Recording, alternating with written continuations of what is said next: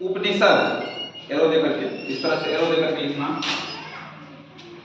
उपनिषद का अर्थ होता है, उपनिषद का अर्थ होता है गुरु के समीप बैठकर ज्ञान प्राप्त करना।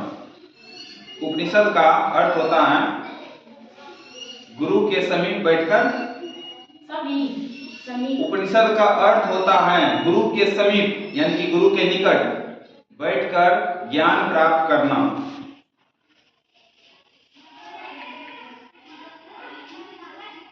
नेक्स्ट पॉइंट, जब लंबा हो तो स्टॉप कर देना, जब 2-3 और बोल लेगा तो। उपनिषद की कुल संख्या 108 है। उपनिषद की कुल संख्या, उपनिषद की कुल संख्या 108 है।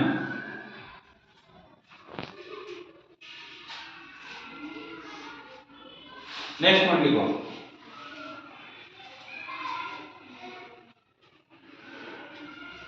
उपनिषद वैदिक साहित्य के, उपनिषद वैदिक साहित्य के अंतिम भाग से लिया गया। उपनिषद वैदिक साहित्य के अंतिम भाग से लिया गया। नेक्स्ट पॉइंट वगैरह लिखा हुआ, सभी जगह, सभी जगह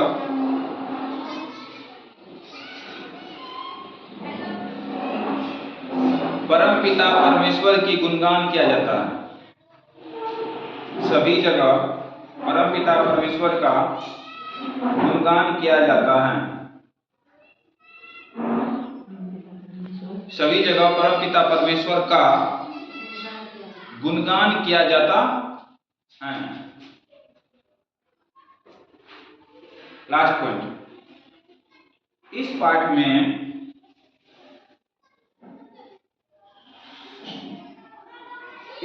में उपनिषद के 5 मंत्र को संकलित किया गया है।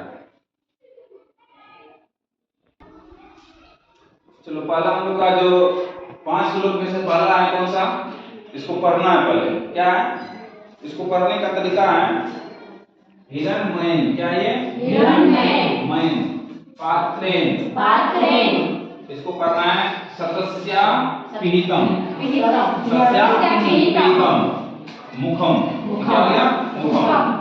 ये तत्वम, अंशर को मुंह बोलते हैं तत्वम। कुशन पावरिनो, कुशन पावरिनो ये हो गया सत्य धर्माय, सत्य धर्माय दृष्टये, दृष्टये। इसको बढ़िया से पढ़ने के लिए क्या पढ़ेंगे, ऊपर से एक बार साथ में बोलना चाहूंगा ना, हिरण्मयेन पात्रेण सतस्यापिहितं मुखम, तत्वं कुशन पावरिनो सत्य धर्माय दृष्टये।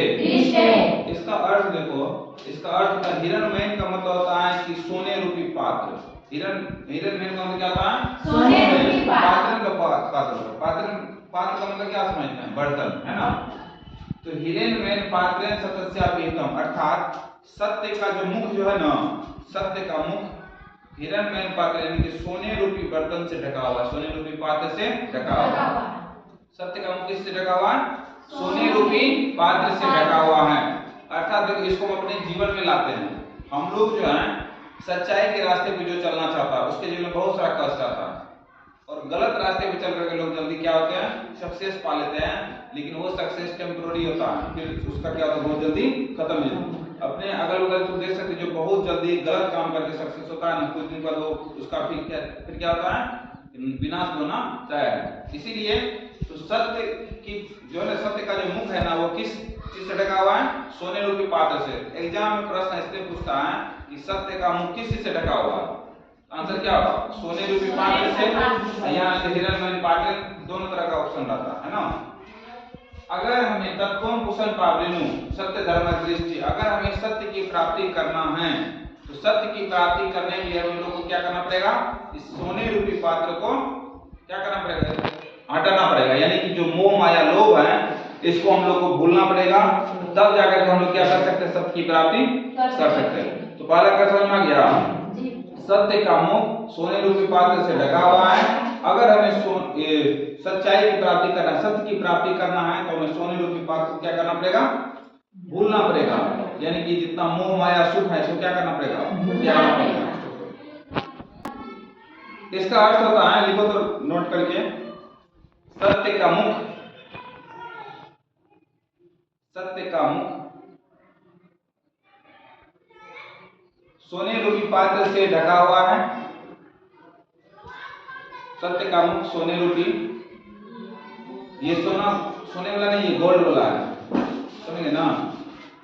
सत्य का मुख सोने रूपी पात्र से ढका हुआ है।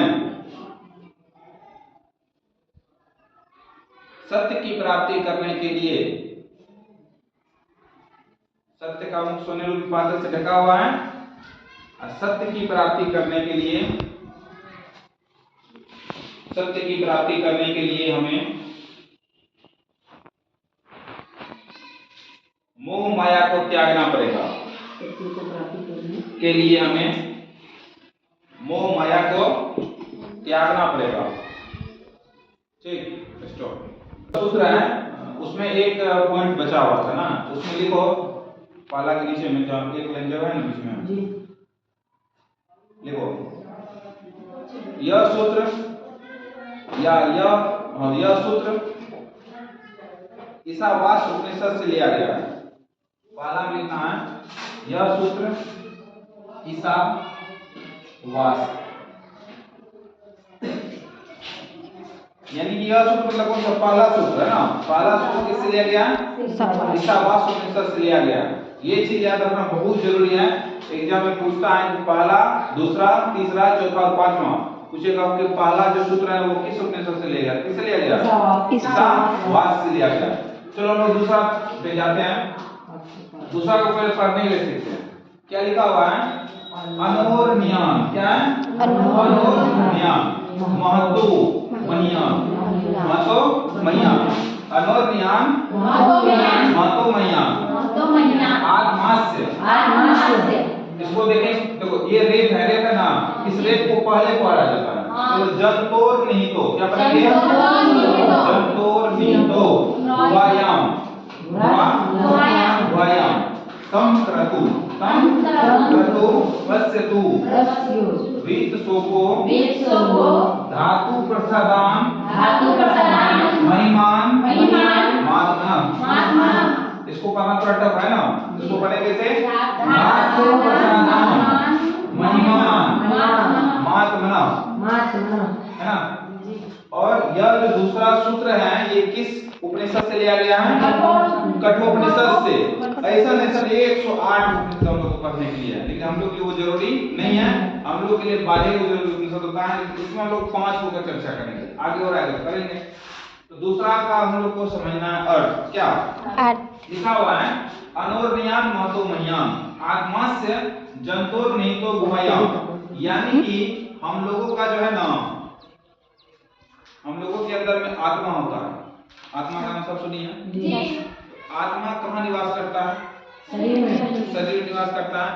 और शरीर जो है ना, ये पूरा शरीर, यानी कि हम लोग का जो आत्मा होता है ना, वो बहुत ही सूक्ष्म है। सूक्ष्म मतलब छोटा, ठीक है। क्योंकि जब लोग मृत्यु होता है जिसका, पता ना, उस समय में कहता है कि जब मृत्यु होता है उससे सिर्फ आत्मा निकलता है, बाकी सारा चीज वही रह जाता है। आत्मा जब एक शरीर से दूसरे शरीर में चल जाता है, कहता है कि जो व्यक्ति मरता है उसको बदले दूसरा आदमी क्या होता है, जन्म ले लेता है। ऐसा लोग सुनते हैं, क्या होता है मुझे तो पता नहीं है, लेकिन ऐसा लोगों में है, यह इस तरह से होता है। तो मनुष्य के हृदय में जो है ना, ये आत्मा जो है ना, वो एक तरह से गुफा में है। गुफा में यानी कि हम लोग का जो छाती होता है ना, उसमें चेस्ट में एक छोटा सा होल होता है ना, उसको गुफा बोलते हैं। हर जगह कैविटी होता है, कैविटी मतलब गुफा। जैसे मुंह में भी जो खाली स्थान है ना, उसको गुफा बोलते हैं, कैविटी बोल सकते हैं। तो प्राणी के हृदय में जो यह आत्मा है ना, यह सूक्ष्म से भी सूक्ष्म है, यानी कि बहुत ज्यादा छोटा। आत्मा जो है वो मनुष्य के शरीर में ही है, लेकिन उसका आकार क्या है, बहुत ज्यादा सूक्ष्म है, सूक्ष्म से सूक्ष्म है। और अनु से भी क्या है, महान से भी महान है। यानी कि भले ही आत्मा बहुत छोटा लेकिन वो महान है, क्योंकि व्यक्ति जो है ना वो अपने कर्म के अनुसार से यह निर्धारित करता है कि वो अपने जीवन में कितना आगे तक बढ़ेगा। तुम जिस तरह से काम करोगे उस तरह से तुमको रिजल्ट मिलेगा। अभी पढ़ाई के समय कोई खेलेगा तो उसको उतना रिजल्ट नहीं मिलेगा। अगर खेलना है तो बढ़िया से खेला जाए। हम लोग पढ़ाई के बाद जो समय मिलता है उसमें हम लोग उसको कार्य कर सकते हैं, फिर ये काम हो जाएगा, है ना। डेस्क बेंच निकलेगा, प्रैक्टिकल का सामान सेट होगा। वैसे थोड़ा इधर बचा, वैसे तो यूट्यूब पे डालूंगा वहां पे देख सकता क्या।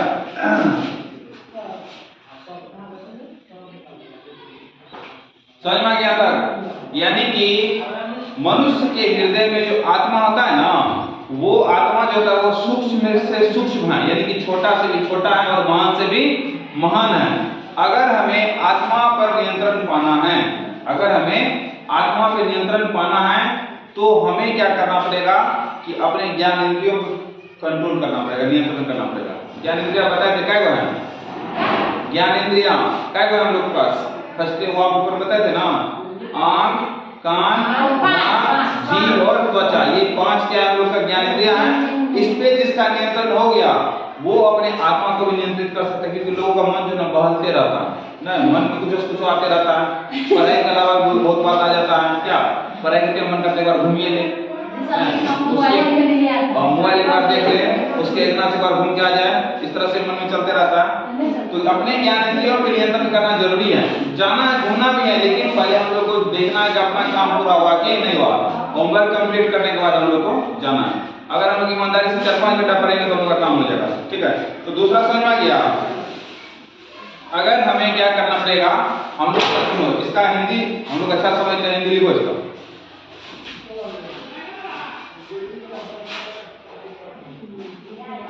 लिखो, प्राणी के हृदय रूपी गुफा में, प्राणी के हृदय रूपी गुफा में आत्मा नींद है। प्राणी के हृदय रूपी गुफा में आत्मा नींद है, यानी कि आत्मा है। देखिए, जिसका आकार अणु से भी सूक्ष्म, जिसका आकार अणु से भी सूक्ष्म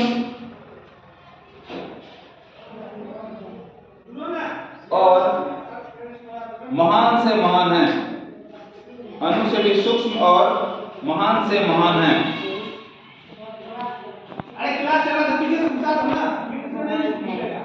नेक्स्ट पॉइंट लिखो, दूसरा पॉइंट लिखो। मनुष्य अपने आत्मा को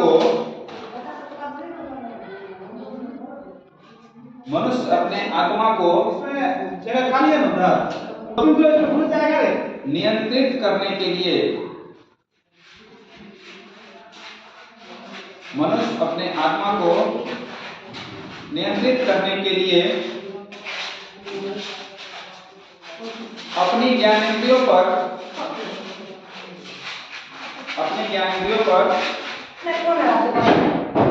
नियंत्रण करता। ज्ञानेंद्रियों पर, ज्ञानेंद्रिय ऐसे होता है, ज्ञानेंद्रिय